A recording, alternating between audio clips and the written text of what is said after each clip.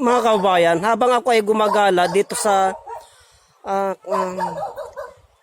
aking mga kapitbahay dito sa kabundukan, ay napadaan po ako sa kanilang mga kapaligiran, no? Itong mga ito, mga kabayan, ay hagunoy po yan. Mga halamang gamot po yan, ang dami, oh.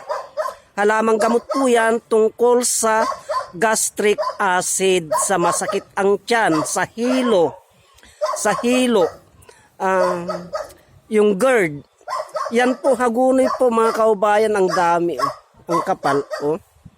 Hindi po nila alam na mabisang halamang gamot po yan, yung hagunoy na yan, binabaliwala po nila yan.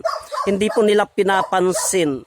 Samantalang pag may masakit ang tiyan, kumukuha po lamang kami niyan at ipinapainom, kinakatas, pinapainom yung mga may gastric acid po, yung mga may GERD.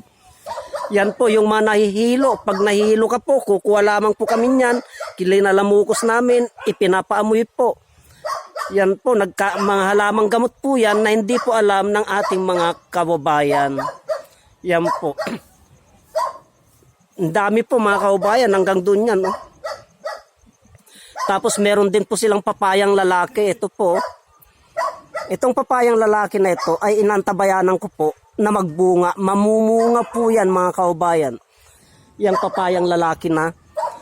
Yan. Kaya hanggat ako po naglalakad paakyat po doon sa kabundukan, ay nakakasapong aking kamera at nakita ko nga po itong mga hagunoy na eto, napakarami po.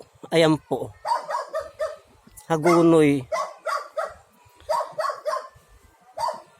Ito po.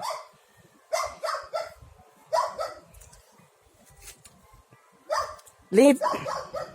Yan po. Lingid sa kalaman ng iba, ng hagunoy na yan, ay marami na pong mga gumagamit yan sa ating mga kaubayan.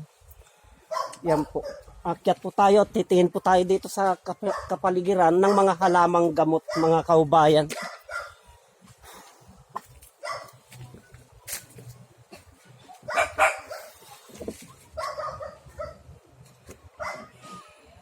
Dito po, ang daming tino-tino. Ayun po, mga kaubayan, no? Tino-tino.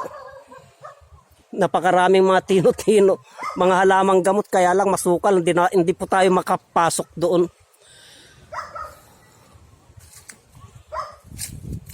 Lapitan po natin. Baka may ahas, wala po tayong dalang itak.